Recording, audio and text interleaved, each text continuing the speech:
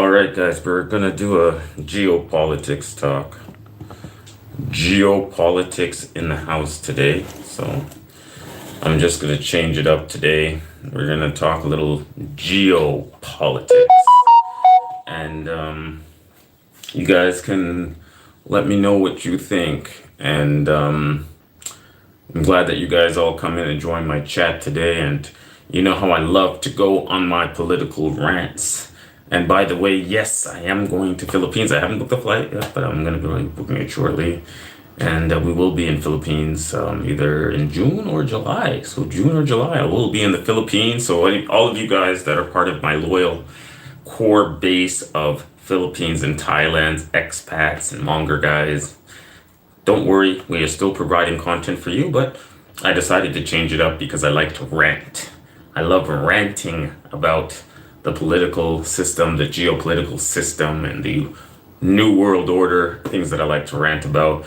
Got a new gimbal, guys, so I don't know if you guys know I got a new gimbal, so you guys are going to get to see it in full effect today.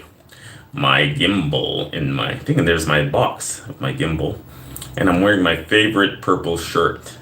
So those of you guys that, and I think this weekend I'm gonna probably go downtown and I'm gonna test it out on the streets of Little Tokyo. I'm gonna be on Little Tokyo, and we could talk about anything that you guys want to talk about. So you guys have any ideas, but strictly today I'm just gonna be ranting about geopolitics, New World Order, Joe Biden. I saw Joe Biden today on the news. The guy tripped over a sandbag. I know he's old and everything, and I should be kind to an old guy like Biden, but that's what happens, He's when his mind is gone, man, and it's all he's doing. Like, you can think about it. Joe Biden, right? He's the president of the United States, okay? He's the president of all Americans, okay? Joe Biden is the president of all Americans. So, and also the core base of Joe Biden is the poor people of the United States. Hello, MCC. Thank you for joining my chat. I'm just doing a geopolitical rant today. Today, I'm just ranting about geopolitics, the state of world affairs, international politics. This is what my rant is: global finance and banking, and money transactions across the world. So MCC, this is a political rant. I don't know if you're interested, but to give me the thumbs up, let me know that you approve of my content today. And I'm going to go in deep. I'm going in deep on the geopolitical level, on everything that's happening around the world today. Hello, Faye Magnus. Hey, why'd you stop? I hope you didn't stop your stream. I hope you didn't stop your stream, Faye Magnus, because I just came in here for my people. I just came in here to rant. I didn't really come in here to do a real live stream. I'm just coming in here to rant and rave about the geopolitics, New World Order, immigration, and basically everything that's wrong with the world today. So, it might not be the cup of tea for everybody. I'm doing something a little bit different. Nothing to alienate my core base of guys that are into the going into Philippines and Thailand. Like, most of the people that are on my channel are guys that go to Philippines and Thailand. We are the Philippines and Thailand traveling guys, and so I don't want to do anything that's gonna, alienate my core base of supporters. But I do need to talk about geopolitics. It is a major issue in the world today. And it's going to have a deep impact on us. Doesn't matter whether you live in Canada, you live in the United States, you live in Philippines, Thailand. It's impacting everybody around the world right now. And basically what it is basically the elitist, i.e. the globalist cabal, are trying to increase their share of the world's wealth.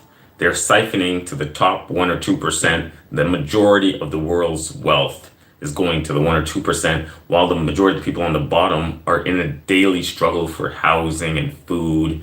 And basically, this is the period that we are in, is the type of period that creates all types of revolutions and insurrections around the world. And you can see it, and this definitely, the politics could definitely lead to a larger conflict of nations. We are definitely in that situation right now. It's it's a very deep, a situation where, the consequences of any of the actions taken today could have a global impact. Yeah, it's very crazy, man. Maybe next year I've been in Thailand, I've been to Philippines, I've been to Bangkok, I've been to hey boohoo. I've been to Singapore. I love Singapore. Singapore is just the kind of place that I love. Hello, Robert Mack. Robert Mack, we're talking politics today, geopolitics. We're talking politics on the big scale. Boohoo and Robert Mack. Faye Mangus is a beautiful lady in the Philippines. We were talking about Joe Biden today. Joe Biden, he's a president of the United States, and he's there to support all of the American people. And typically, the base of the Democrats is the poorest of the American people. They're the poorest people that support the Democrats, which is funny. You see, the Democrats seem to have a base that the majority of the poor people support the Democrats, but also, funny enough, the top 2% also support the Democrats. The top 2% are the biggest supporters of the Democrats. So the Democrats are this crazy coalition of the very poor and the very, very, very rich, the elite rich, the rich that control the planet, basically are the Democrats' core base. The rich that control the planet, which are the globalist cabal, and the poor. And the Republicans have that middle of the pack base, right? A bit more of the higher income base, but not so high as they have the control of the planet. Not those guys, not the Republicans. It's in the Democrats. So when it comes to who controls the planet, it's not the Republicans, it's the Democrats. And Republicans cry and whine, but the Democrats have the real power in the United States, the total power in the United States. Because the 2% that are the supporters of the Democrat, those 2% of the richest Americans that support the Democrats are the ones that actually run the United States. And they also support the Democrats. It's not the 2% of that support the Republicans. The Republicans don't run anything in the United States. Yeah. Yeah. Yeah. So Hayden, yeah. Hayden, I'm glad that you're here. By the way, guys, Hayden is just a kid. He's a child. So are you still a child, Hayden? I don't know. Are you like 15 or 16 years old, Hayden? I know you're like young. I remember chatting with you from back in the day, but I know you're young. So Hayden, don't take it easy on Hayden. He's one of my youngest supporters here, and he's a cool kid. And he's into video gaming and stuff. But anyways, where was I? So back into my rant on the globalist elite. So basically what I was saying is the Republicans they are the populist party, but they don't have the power. The real power is the Democrats have all the power.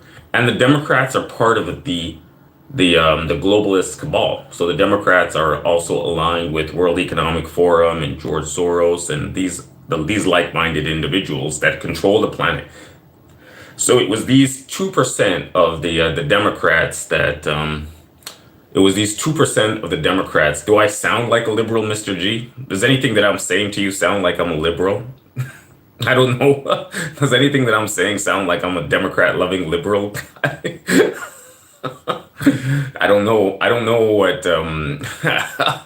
I don't know what you're listening to, but you're definitely not here listening to a liberal when I'm talking.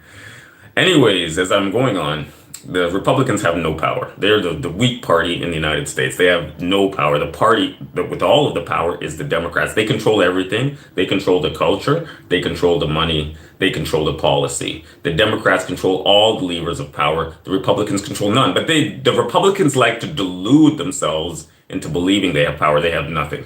I'm being straight with you. They have no power at all. The power is with the cabal, the Democratic cabal, the globalist cabal. They're the ones that implement policy. They're the ones that have the power to implement policy.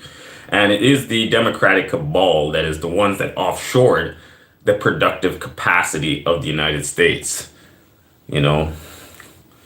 So, yeah, yeah, yeah.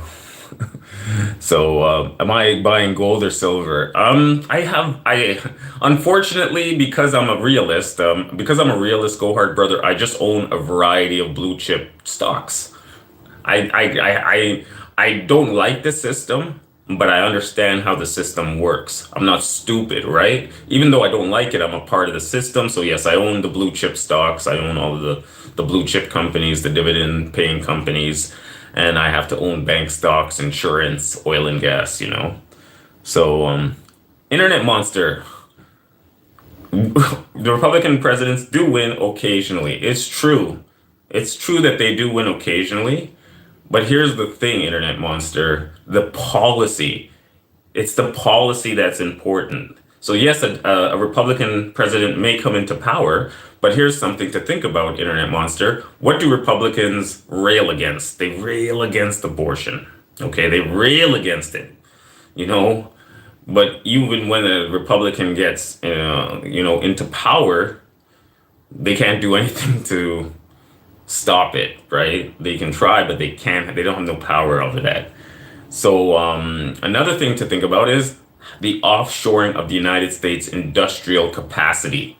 Even though Republicans were appointed president, Republicans were president, like Trump was president and Bush was president. They did nothing. The Republicans did nothing to stop the offshoring of the American industrial capacity. You know, yeah. They did nothing to offshore to stop the offshoring of the American industrial capacity to China.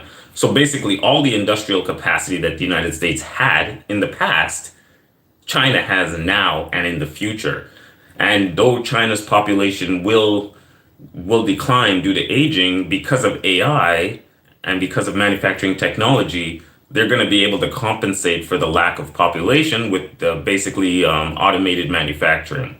So China is going to be way ahead of the United States. They're going to be making stuff automatic in China. They're going to be way ahead of the United States. They have a lot more people that are interested in mathematics and science in China, and there's a lot more of them than in the United States. People in the United States just don't have that same desire and love of math and science, you know. Yeah. So, the one thing I will say about the United States, they do have the design capacity, software, high-tech design capacity. They don't have the manufacturing capacity of China. So let's put it this way. Right now, China and the United States are they're preparing for a possible conflict. You know, that's true. Robert Mack, you are correct, Robert Mack. A lot of the Chinese industry has moved to Vietnam. But you know what, Robert Mack? There's a problem, Robert Mack. There's a problem. And I'm going to tell you right now. China is our peer opponent. So we'll move all of our industry from China to Vietnam. Okay, or to India, or whatever, or to Africa. There's a problem. And here's the problem. The problem is the Chinese have been manufacturing for 50 years. So to manufacture, it's about components. So one company could be like, hey, we're just going to manufacture in Vietnam, or we're going to manufacture in Africa. But it's the components. China's been manufacturing for 50 years, man. They got the manufacturing capacity to make everything cheap. So you're going to need components to manufacture. And guess what? Even if you take your manufacturing facility offshore, you're going to still need the components. And those components are still going to come from China, man. Yeah, they're going to have issues, but I just talked about that, Robert Mack. The issues that China's going to have, the most important issue that China has is a demographic issue. But the good news for China, from a Chinese point of view, is they have the AI. They're going to use the AI in their industrial facilities to compensate for a declining workforce. And I have some seriously bad news for you if you're an American and you're looking at China and you're saying, hey, their population is going to decline very rapidly due to the aging, is that from 2019 to 2023, the American working age population declined by 3 million people. 3 million people. So the United States labor force is also declining. I'm not going to Thailand. I'm going to be going to Philippines. I'm not going to Thailand. I'm going to Philippines next month or July. And I'm going to be booking my ticket, I think, in another week or two. So in 2 weeks, this time, no lie, within the next week or two, I'm going to be booking my flight to the Philippines. And I'll be doing my vlogs in the Philippines. You guys will be able to do that. But anyways, yeah, so that's the problem that, everyone that says, okay, we'll move our production to Vietnam, Indonesia, India, or Africa, or whatever, you're still going to need to get the components from China. China's just been doing manufacturing for 50 years. China's share of finished manufacturing production is 30 to 35% of world production. Yeah. Yeah, I know they're building the ghost condos. The reason that they do that is because the Chinese store their value in real estate. The Chinese really value real estate. And they just, even if the condo is uninhabited, they will still buy the condo and they'll put their money in there because they just believe that like real estate is the best asset to own. So the Chinese have this groupthink mentality that real estate is the best asset to own. And so they buy it sight unseen. And yeah, you do have these situations where the Chinese just use real estate to store money. They don't have no intention of living there. They're just using it like a bank. And that's definitely caused problems for the Chinese finance industry and the real estate industry. But that's right now not the concern. Like I said, China's main concern is China, and the United States' main concern is preparing for battle. They are getting prepared to have a battle between them. And obviously, we know where the battle is going to be. We know the parameters of the battle. And we know what's happening in terms of the production of the battle capacities between the two countries, as far as shipbuilding and the required ships that are going to be required, and how many ships and how many missiles and how many air defense systems and how many subs are going to be required. It's definitely like we can see, like we're not the human population is not stupid, man. Where will the battle be, man? The battle is going to be between um, the battle's going to be over Taiwan, I guess. I'm assuming Taiwan or control of the South China Sea. You know what? Everyone has this deluded sense of, oh, well, when China and the United States go to war, it's going to be over Taiwan. The war might not be over Taiwan. The war could be over the control of the South China Sea. So it could be a real pure naval battle with no invasion of Taiwan required. The battle could just be a battle of who controls the South China Sea. And the good news for the Chinese, in the fact, is that firstly, the South China Sea is very close to China. I mean, it's the South China Sea, so it's obviously close to China. Another good news is that the South China Sea is shallow. It's a very shallow sea, which is awesome for the Chinese because their subs are very noisy. They have very noisy subs. So the good news is that in a shallow water, the U.S. advantage in submarines is kind of mitigated because, in shallow water, the subs make a lot of noise. And also you can sometimes see those subs from above, depending on how deep the water is. So the South China Sea is just generally a shallow sea. And especially close to Taiwan, some places it's only 10, 20, 30 meters deep. So if you got a sub in that, your sub is not going to be that effective. So basically, that's kind of what I think that's the game that's going to be played here. Yeah. Yeah. Yes, Robert Mack, I agree with you. Yes, you have big naval bases in Okinawa and Guam, Philippines, not just Subic, but also in the north of Luzon. Yeah. No, well, that's the thing. I'm not sure. Japan will join the battle, but I'm not sure how. I know for sure Korea will not join the battle. Korea won't join the battle. There's too much risk for Korea, so Korea won't join the battle. So it's definitely going to be between Japan and China and United States. It could be Japan joins the battle, but if it's just a pure naval battle, like control of the South China Sea, if it's not so much an invasion of Taiwan, if let's say China just does naval blockade of Taiwan, they don't go for the full invasion, maybe Japan doesn't get involved. They just do naval blockade, they don't do invasion. They just starve Taiwan out. They may do that. They may not go for the full invasion until Taiwan says, okay, okay, we'll become part of China. Until Taiwan just says, forget it. Okay, United States, don't worry. We're just going to join up with China. Forget it. That could happen too, right? So there's different possibilities. There's going to be a little bit of political interplay. It may not be a full out military battle, but it could be a little bit of a nuanced naval battle where China just coerces Taiwan to join into China. It could be that. And even though right now I don't see it, most of the population in Taiwan is for status quo. They are not for independence. So status quo is okay, we're a Chinese province or whatever. but we're not independent, but we don't want to be directly ruled by the PRC. So that's status quo right now. But maybe a naval coercion, they may go for that, and then and at that point they'll be like, ah, forget it, forget it, United States. Don't worry, we'll join up. But the problem is that if China controls Taiwan, so here's the problem though. If China controls Taiwan, yeah, military will come from Japan. But Robert Mack, my friend Robert Mack, you are a military man. I know you are a military man. I think you have a military background, Robert Mack. You understand that the bases that the United States has in Japan, they're strategically shallow, right? It's strategically shallow. They're not. It's not defense. It's not like a deep defensive positions that the United States has in Japan. We're talking about small little islands, man, like Okinawa, or even if we're talking about the South Pacific and like Guam. These are not areas that you have, even with the Patriot, which is quote unquote doing so well in Ukraine, quote unquote.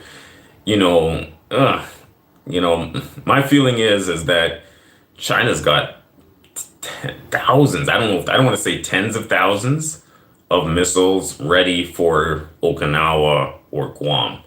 I don't think that's an understatement. I think Robert Mack might agree with me that they definitely are prepared for Guam and for Okinawa, and I think they don't want to get the Philippines involved. They don't want to really attack the Philippines. That's my feeling.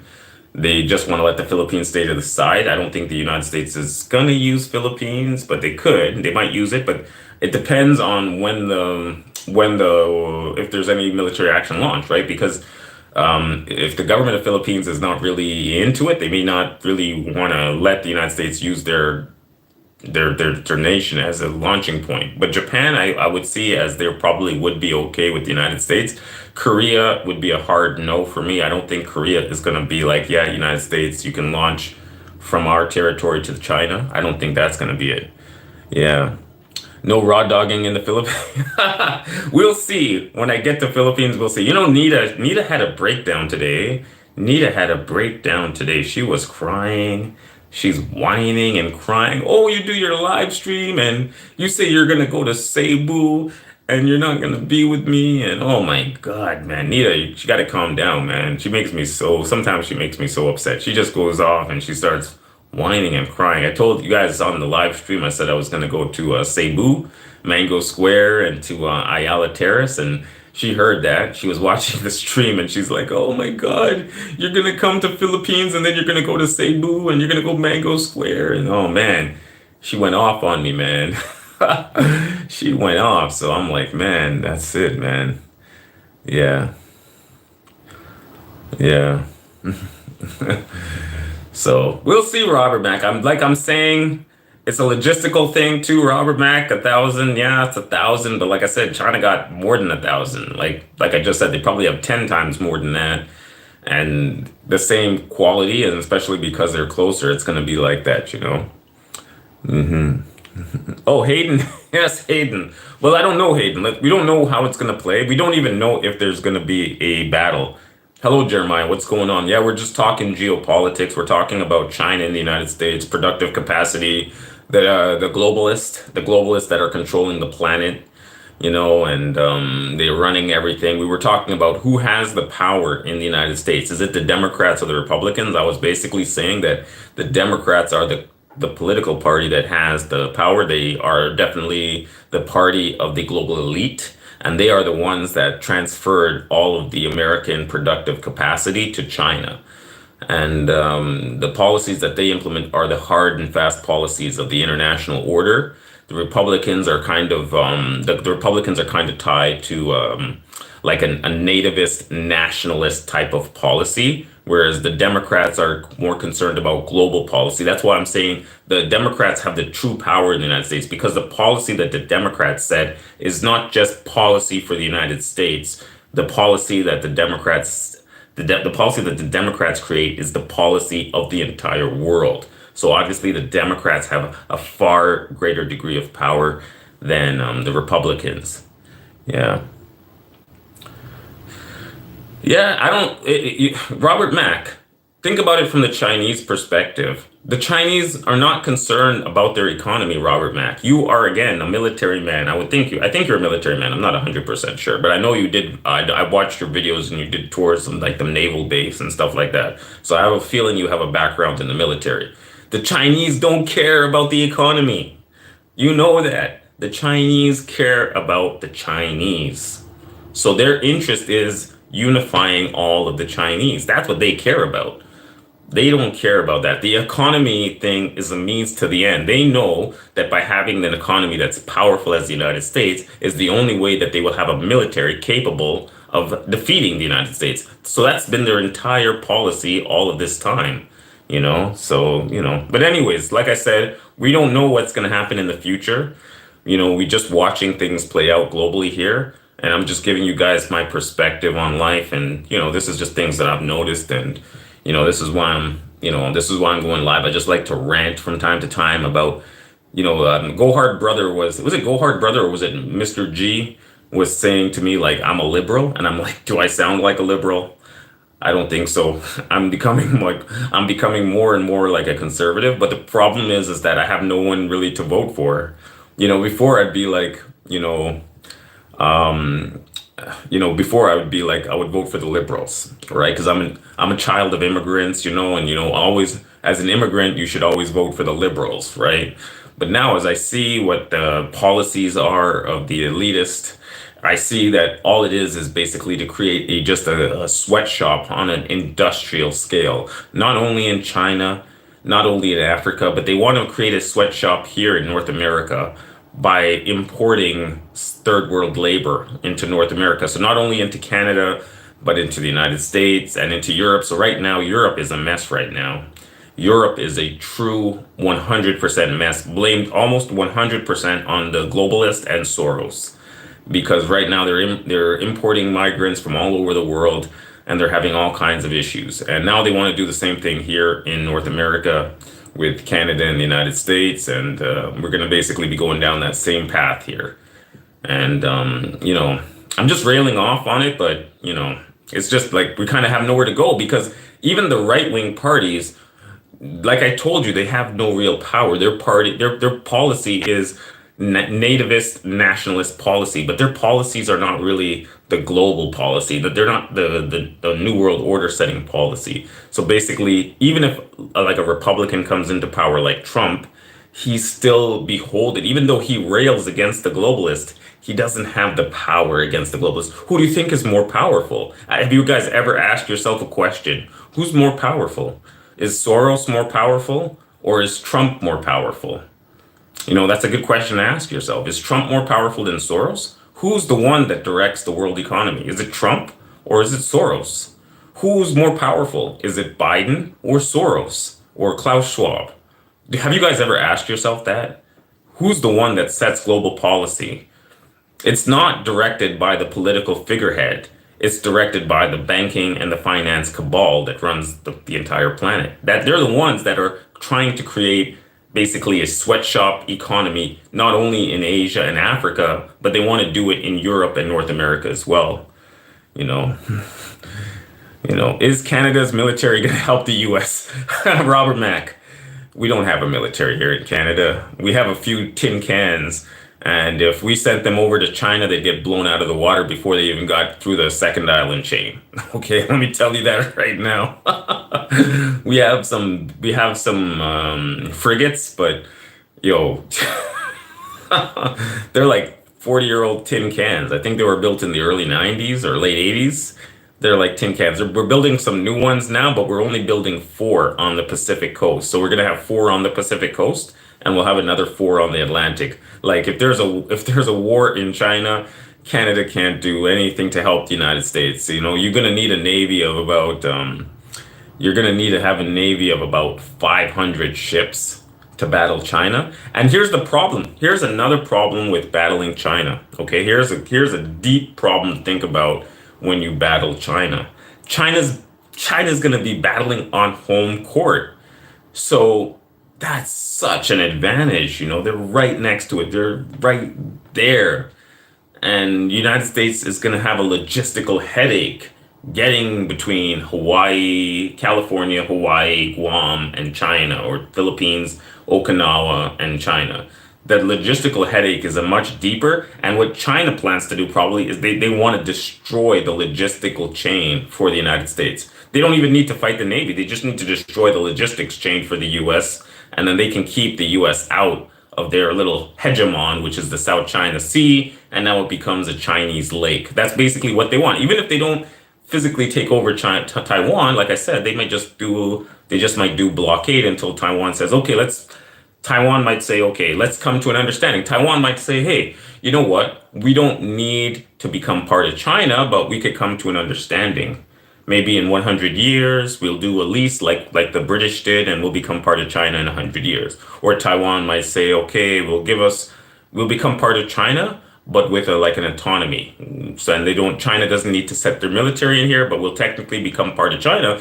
Taiwan could become part of China without the Chinese military ever setting foot in Taiwan. So they could technically become part of China, but with their own autonomous policy, foreign policy, and in that way they avoid having to get all of their manufacturing or the high-tech manufacturing capacity destroyed in a war between China and the United States.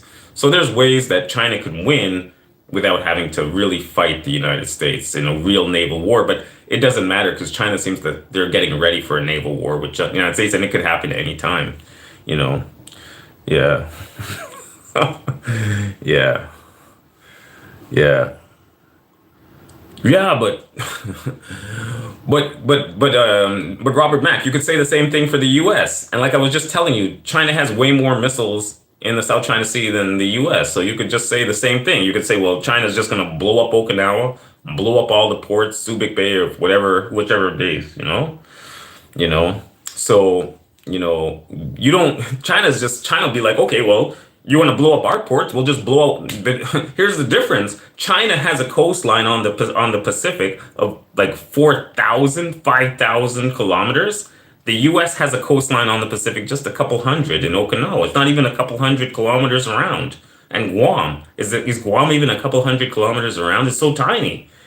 So obviously, for the United States to wipe out every port, all of the ability of the Chinese to have their navy functioning on the coast is a lot easier than for the U.S., which has just these tiny little ports, which just a couple of missiles will take care of, whereas China has 5,000 miles of coastline. So yeah, that's another problem. Yeah, Thomas Crown, that's a good point about the products. Yes, inflation is going to be a problem, man. So it's going to be a problem. Robert, do you think the U.S. doesn't have stored munitions? Of course they have stored munitions, Robert Mack. Of course, Robert Mack. I'm agreeing with you. But the problem is that the United States has a very shallow territorial bubble, whereas China is on the continent. It's got deep strategic depth. I guess that's what you call it, right? You call it strategic depth because China is on a continent. It's like trying to figure it like this. Let's say China had a base off the coast of the United States. Let's say China had a base off the coast of the United States at Catalina Island.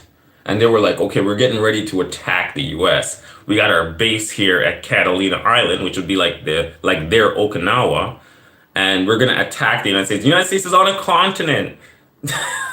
It's gonna be like shooting the little duckies in the bathtub, man. It's just you can't do it. They're on home court. It's gonna be hard. Plus the logistical chain. So the U.S. would just kill the logistics chain. They would just stop the Chinese. Oh, we're gonna attack us from Catalina Island. We got all our missiles. We got all our missiles out in California. We're just gonna destroy Catalina Island. You're not gonna use Catalina Island to destroy us. We're a continent. You're coming from a tiny little island, man. What do they're gonna laugh. And we got another thing to think about. China has 1.5 billion people, man. They got a lot of people. The US, how many people does the US have? What if China gets really mad and says, you know what? We're just gonna invade South Korea. What if you tick China off enough, they'll just say, fuck it. We're gonna invade South Korea. We're gonna invade South Korea. I'm just gonna join up South Korea to North Korea. They could do that. They could just line up their military there on the coast, on the border of North Korea, and just say, okay, the second you guys start coming in from Japan, we're just gonna take over Korea. That's why Korea won't get involved in the war. That's why I'm saying that, because the Chinese will hold that over the Koreans. Like if if Korea you get involved, then we're just gonna go right into North Korea, and we're gonna go right through North Korea, and we're gonna just take over South Korea. So that's why I'm pretty sure South Korea will not get involved in any war between China and the United States. Yeah, yeah, yeah. So the problem is when you're fighting a war far from home, it's the logistical chain is a very difficult thing, man. Yeah, a lot of people say their technology is way behind the United States. It's very true, but the problem is they have their military equipment in quantity, right? So that's a problem, but this is getting off my point. I was just making the point, man. I was just making the point about how the US has shifted all of its productive capacity to China, and now China just ran off with it. Now, the reason that the productive capacity was moved to China was because Henry Kissinger thought that, hey, you know what? If we move our productive capacity to China, that's going to make them richer, and then they're going to have a policy that aligns with the United States. They were hoping that if we offshore the productive capacity of the United States to China, China would become rich, and then their policy would align with US policy. But they forgot something. The Chinese are the Chinese. Their policy is they want to align the Chinese people together, right? That's their policy. So what's happened now is that the United States and Europe, especially Europe, they don't produce anything, right? They don't really produce anything, and so you know, you know, that's a problem, right? They're producing services. They produce a lot of high-end services. They don't really produce manufactured goods, whereas China is producing 35% of the world's productive good. They're using that. And also another thing is that the United States dollar is not backed by anything. China's money is backed by real, quote unquote, real shit. Whereas the United States, hello Keith Jenkins, salute to Keith Jenkins, where a lot of a lot of the U.S.'s dollar is backed by nothing. But what has helped the U.S. dollar is that the U.S. is the reserve currency of the world, right? The U.S. is the reserve currency of the world, and it's allowed them to print the money. They're able to print and print and print and print money so that they can pay for bases offshore, and they can pay for their military expenditure and this and that, you know. But the problem is that because they don't have that same productive capacity like they used to, your dollar is really not backed by anything. And also because of the war in Ukraine and the sanctions regime, a lot of the global South, I'll quote unquote it, the global South, they now are wary of the United States dollar. They're like, I don't think we want to trade in US dollars, because if we do anything that misaligns from US policy, the US is going to sanction us, or they're going to kick us out of SWIFT. Or so what happened is the war in Ukraine exposed that how the US plans to weaponize their currency. So now China, Russia, the global South, all these guys are like, hey, we cannot use the US dollar to do trading anymore. So we need to either trade in our local currencies, or we can develop a trading currency or something like that, or we can trade on commodities, gold or oil. But we likely need to limit the amount of trade that we do in US dollars. So what's gonna happen then is that a lot of the US dollars that were held in reserve, these countries are gonna have to ship back to the United States. So when countries ship back their dollars to the United States, it's causing inflation. So you noticed right at the start of the war in Ukraine that there was that big spike of the inflation. That's when you noticed that countries were their hand, and so the U.S. showed its hand. Yes, go hard, brother. U.S. showed its hand, and so the country started having to send their money back to the United States, and it caused that spike in inflation. So you know how we always sit around on the YouTube and we complain about how high the cost of the flights are. So remember back in the day, the flight to Thailand was only $1,000 or $800, and now it's $3,000. What the hell? Or it's $2,000.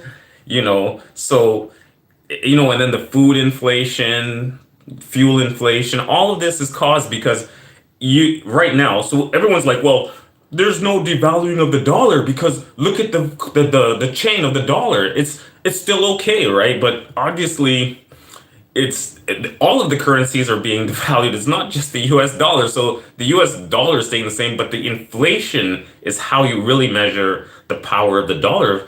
Your currency is losing 10% of its value every year because of inflation. That's not a good thing, right? But anyways, again, this is a rant. This is a rant. I even said it in the title of my YouTube video. I am ranting today, geopolitical rant against globalists, global elite, Soros, all of it. Today is a rant about that and about everything that's going on, man. So, yeah. So, yeah. Anyways, guys, I hope everyone's good. How's Barry the Boss doing, guys? I have my lotto tickets here, guys. My lotto tickets. This is my only way to battle the globalist elite. I need to win the lotto. I need to win the lotto. I need to battle. I need to win the lotto. Otherwise, there's no chance for me to beat the globalist elite. They're running the show. I need millions and millions of dollars to live, to survive. I've already calculated that in order to survive in the Western economies, at least right now, you need $2 million, but I don't know what's going to be 10 years from now. Maybe 10 years from now, you're going to need $10 million. So in order to battle the globalist elite, you need at least $2 million, man. Yeah. Yes, we have casinos in Niagara. Thank you, Robert Mack. Yeah, we have casinos in Niagara Falls, and they're awesome. They have a sports book. And actually, did they close the sports book? No, they have a sports book. When I was younger, guys, I used to take they had a Chinese bus that used to go for the Chinese guys to go down to the casino in Niagara Falls. And I used to take the bus downtown Toronto, and I used to spend the whole night, all day in Niagara Falls, gambling and going to the sightseeing and going to dinner. Because basically Niagara Falls has all of these amazing restaurants, all these amazing recreational activities and fighting and like live fighting and all that kind of stuff, like that you can watch, like pay-per-view fighting. So man, when I was younger, I used to drive down there or take the bus or whatever. I used to go down there and I used to stay all night, man. Yeah. So yeah, I love Niagara Falls. I don't know how many of you guys have been to Niagara Falls, but it's a really amazing place, and it's on, man. Yes, Big Brad Friday. Yeah, and by the way, I'm gonna be back in the Philippines in July or June, sorry. I'll be there in June or July, and I hope to be there soon, and I hope you guys will join me, and thank you guys for supporting my channel even through my hiatus, which was like 2 or 3 months. So thank you guys. And I got a new gimbal. I don't know how many of you guys know I got this gimbal, and I'm just still trying it out now. That's why it kind of looks a little bit different in my room now. So yeah. Yeah, man, like it's gonna be good, man. I think it's gonna be good. But today I'm just ranting. It's June now, so it could be this month. I don't want to give the exact day of my travel, but I have to take my vacation before August because my coworker has his vacation in August. So yeah. It's not a Digi, it's a smooth Q3. Smooth Q3. Smooth Q3.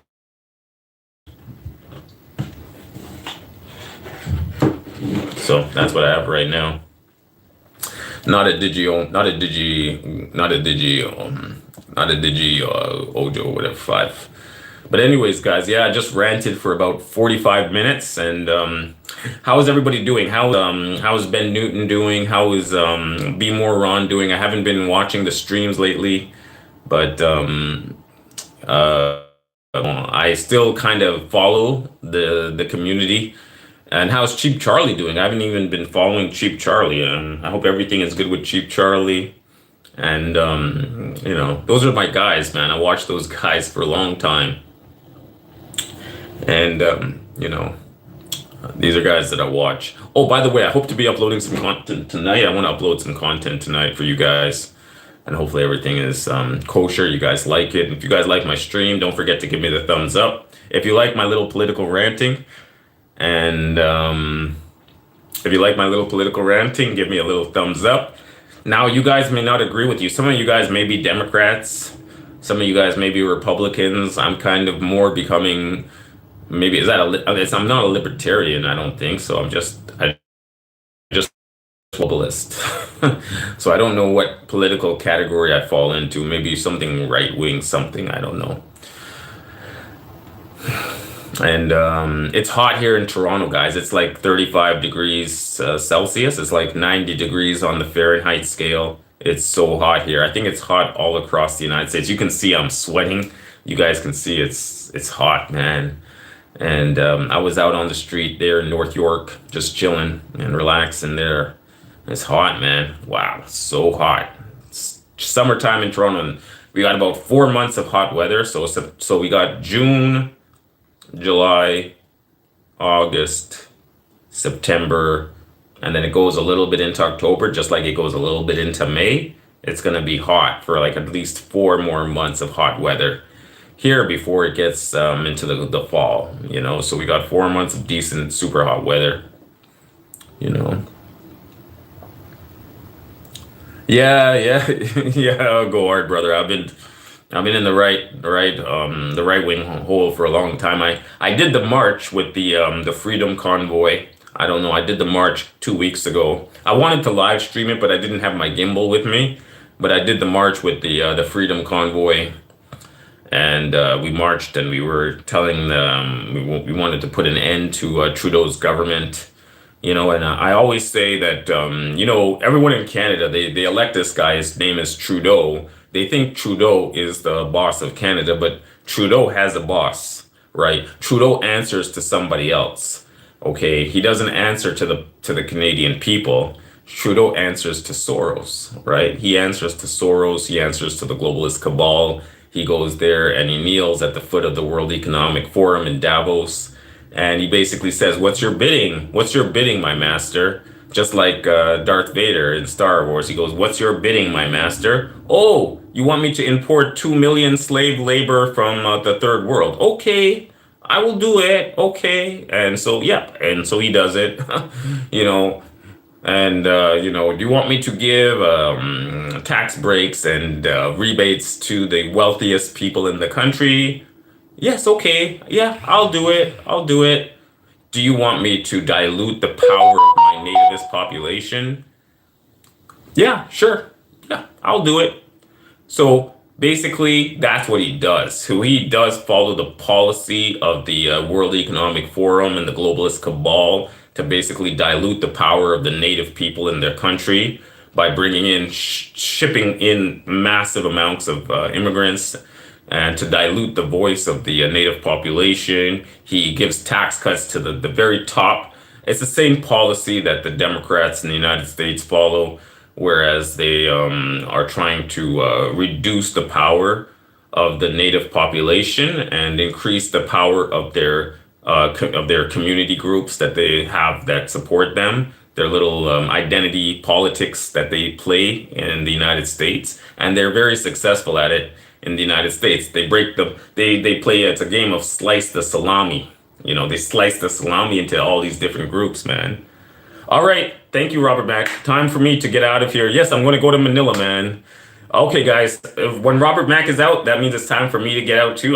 Thank you guys for watching my stream. I'll see you guys on the next one. Take care. I love you all. We'll do this again. But next time we'll just do a pure Philippines and Thailand stream. Not going to do politics. Politics sometimes kind of divisive. But thank you guys. I'll see you on the next one. Take care, guys. Love you.